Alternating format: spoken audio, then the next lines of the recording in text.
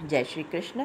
आज इंद्र एकादशी है तो मैं उसकी कथा लेके आपके समक्ष प्रस्तुत हुई हूँ। युधिष्ठिर ने पूछा, हे मधुसूदन, कृपा करके मुझे यह बताइए कि अश्विन के कृष्ण पक्ष में कौन सी एकादशी होती है। भगवान श्री कृष्ण बोले, राजन, अश्विन के कृष्ण पक्ष में इंद्र नाम की एकादशी होती है। उसके व्रत के प्रभाव से बड़े बड़े पापों का नाश होता है। नीच योनि में पड़े हुए पितरों को भी यह एकादशी सद्गति देने वाली है।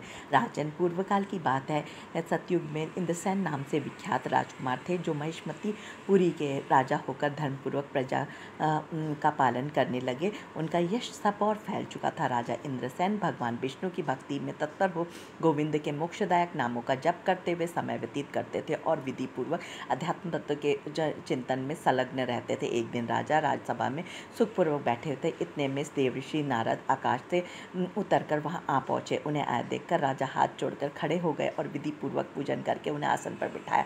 इसके बाद वह इस प्रकार बोले, मुनिश्रेष्ठ, आपकी कृपा से मेरी सर्वथा कुशल है। आज आपके दर्शन से मेरी संपूर्ण यज्ञ क्रियाएं सफल हो गई। अपने आगमन का कारण बताइए। नारद जी ने कहा, नृपश्रेष्ठ, सुनो, मेरी बात तुम्हें आश्चर्य में डालने वाली है। मैं ब्रह्मलोक से यमलोक गया था।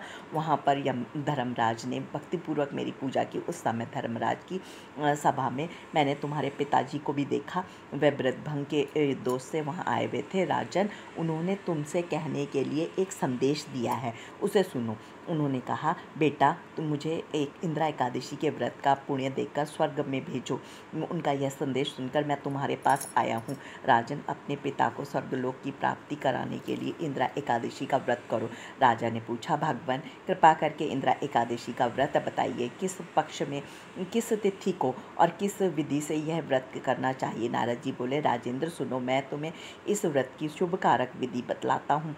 अश्विन मास के कृष्ण पक्ष में दशमी के उत्तम दिन को श्रद्धा युक्त होकर प्रातःकाल स्नान करो। फिर मध्याह्न काल में स्नान करके एकाग्रचित हो एक समय भोजन करो तथा रात्रि में भूमि पर शयन करो।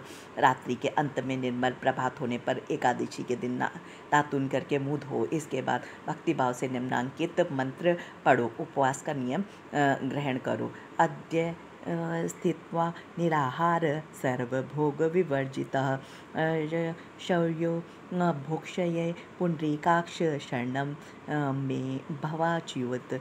कमल नयन भगवान नारायण, आज मैं सब भोगों से अलग हो निराहार रहकर कल भोजन करूँगा। अच्युत, आप मुझे शरण दे। इस प्रकार नियम करके मध्याह्न काल में पितरों की प्रसन्नता के लिए शालग्राम शिला के सम्मुख विधि पूर्वक श्राप करो तथा दक्षिणा से ब्राह्मणों का सत्कार करके उन्हें भोजन कराओ। पितरों को दिए हुए अन्नमय पिंड को सूंघकर गाय को खिला दो। फिर धूप और गंध आदि से भगवान ऋषिकेश का पूजन करके रात्रि में उनके समक्ष जागरण करो। तत्पश्चात सवेरा होने पर द्वादशी के दिन पुनः भक्तिपूर्वक श्री हरि की पूजा करो। उसके बाद ब्राह्मणों को भोजन कराकर भाई, बंधु, नाती और पुत्र आदि के साथ स्वयं मौन होकर भोजन करो। राजन, इस विधि से आलस्य रहित होकर यह व्रत करो। इससे तुम्हारे पितर भगवान विष्णु के वैकुंठ धाम में चले जाएंगे। भगवान श्री कृष्ण कहते हैं, राजन, राजा इंद्रसेन के से ऐसा कहकर देवर्षि नारद अंतर्ध्यान हो गए। राजा ने उनकी बताई हुई विधि से अंतःपुर की रानियों, पुत्रों और भृत्यों सहित तो उस उत्तम व्रत का अनुष्ठान किया। कुंती नंदन, व्रत पूर्ण होने पर आकाश से फूलों की वर्षा होने लगी। इंद्रसेन के पिता गरुड़ पर आरूढ़ होकर श्री विष्णु धाम को चले गए और राजश्री इंद्रसेन भी निष्कंटक राज्य का उपभोग करके अपने पुत्रों को राज सिंहासन पर बिठाकर स्वयं स्वर्गलोक को चले गए। इस प्रकार मैंने तुम्हारे सामने इंद्रा एकादशी व्रत के महात्म्य का वर्णन किया है। इसको पढ़ने और सुनने से मनुष्य शत पापों से मुक्त हो जाता है। बोलो इंद्रा एकादशी की जय।